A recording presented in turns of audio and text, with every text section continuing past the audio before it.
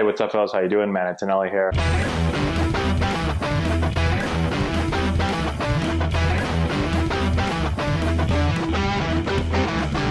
Hey, what's going on, everyone? How we doing? Man, Antonelli here, and we're back with another episode of Half a Cup of Coffee. I almost didn't make one today. Happy Easter. The Easter Bunny, I was up late last night waiting around for the Easter Bunny, and then at like 6:30 in this morning, my kids woke up. Easter Bunny's here, chocolates everywhere. We gotta go downstairs and get our basket. I was half asleep. I came down, I said, man, I'm so tired.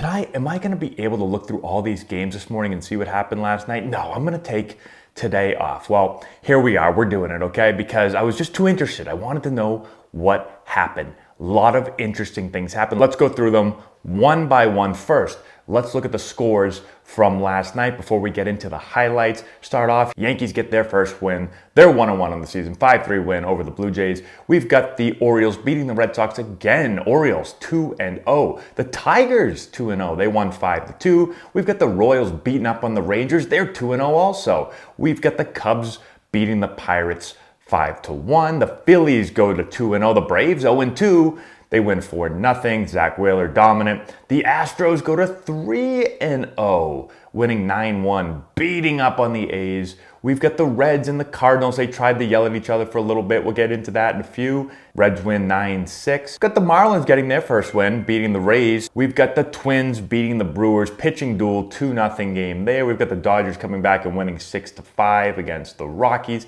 We've got the Padres winning 7-0. They go to 3-0 as well. We've got the Angels going to 2-1, beating the White Sox 5-3. Big home run by Justin Upton. The Mariners shutting out the Giants. They go to 2-1 on the season, and we've got the Mets and the Nationals once again COVID out. So we've got a bunch of stuff that we have to go over now. I was gonna cut it down. I said, you know what? It's Easter. I'm not gonna do as much today. Again, then I start getting into it, and I just keep adding more and more and more highlights. So the first one, we've got the Cardinals against the Reds. We've got Nick Castellanos getting hit. We end up having a bench clearing, shouting match between both teams. So Castellanos gets hit by a pitch. He doesn't like it. Yadi tells him it's not on purpose. A few minutes later, he's on third base. Here's a wild pitch, and he slides in safe. He gets kneed in the kidney, but he's okay. He's pumped up. He jumps up and he screams something. Probably let's go, because that's what everybody screams. The Cardinals don't like it. Yadi doesn't like it.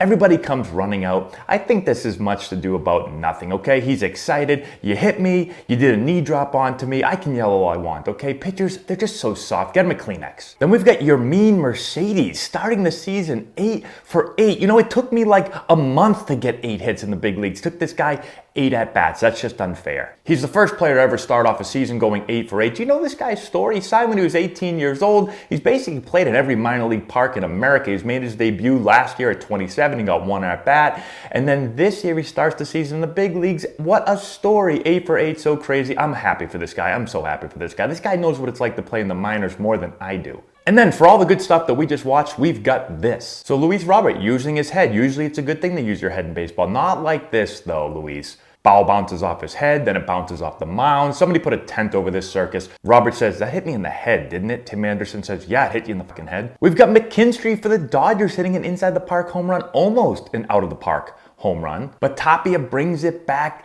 doesn't realize he brought it back. He decides to take a nap on the field. Then he realizes he needs to wake up. By the time he does, it's too late. Home run. Then we've got Twins and Brewers. What an absolute pitcher's duel. What a game. Jose Barrios, Corbin Burns. Barrios strikes out 12 and throws 6 no-hit innings. Then Burns strikes out 11. He also throws 6 no-hit innings. Finally gives up a hit, and that's 1 hit too much. And I'll tell you what, Burns is disgusting. Barrios is too. But that cutter by Burns, oh my God, 95 plus, it's unhittable. Well, almost unhittable, I guess. Cutters are the absolute worst. When I got to AAA, everybody threw cutters. It was the worst pitch in the world to try to hit. The ball looks like it's coming straight, and then it just moves enough to either get it off the end of the bat or you swing and miss. And the cutters I was facing were usually like 90, 91, and I'd be like, this is unfair. The ball's supposed to go straight at that speed. This guy's throwing it 95, 96, 97, and the ball's cutting about 6 feet. Totally unfair. Then we get Zach Wheeler. He takes care of the Braves all by himself. He is nasty. 100-mile-an-hour fastballs, 91-mile-an-hour sliders, and he makes it look so easy, like he's out for like a stroll in the park. Then he adds 2 knocks and 2 RBI. Now this one is scary, guys. Home plate umpire here. He takes one off the jugular after it goes off the catcher's leg. That's gonna leave a mark. Now I've been hitting the exact same spot before. About 4 years ago, 100-mile-an-hour ball hit through the L screen right in my throat, sent me right to the hospital. Literally couldn't breathe. Luckily, the umpire gets back on his feet, but then the Brewers athletic trainer goes down. But everyone's okay at the end, thankfully. Joey Gallo is really, really strong. That's all I got. Jazz Chisholm Jr. bringing us back to 1980s baseball for everyone that wants more stolen bases and more excitement and less home runs. We've got some speed for you. Here you go. He walks. He leaves first early, but it doesn't matter because he's just that fast. Then he steals third. Then he scores on a shallow fly ball to Austin Meadows in right field. And he does it all with blue hair. And if you're going to have blue hair, you got to be fast. Justin Upton gives the Angels the win over the White Sox. Tied 3-3 in the 8th. He gets a go-ahead 2-run homer. And I've told you guys my Justin Upton stories before. Fastest bat speed I've ever seen or heard, I guess. I'm playing him in single A ball. I'm playing third base. He swings and misses at a ball. It's the first time this has ever happened. He swings and misses, and this is what I hear playing third base. I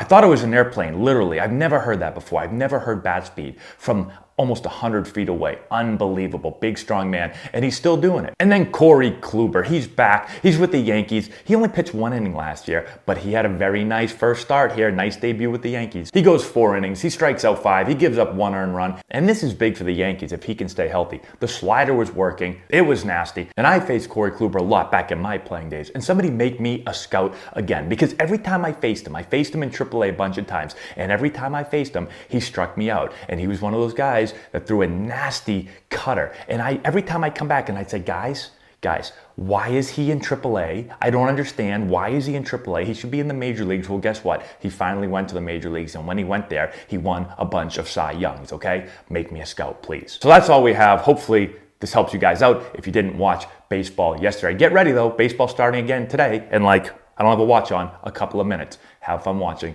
Thanks for watching this. Subscribe to the channel, hit the notification bell, give it a thumbs up, all that good stuff. We'll talk to you later. If you've enjoyed this video and want to learn more about building the elite swing, check out our new course. We have over 2 hours of content, almost 30 hitting drills. We break down the exact mechanics that you're going to want to implement into your swing. I've put the link in the description if you want to go check it out.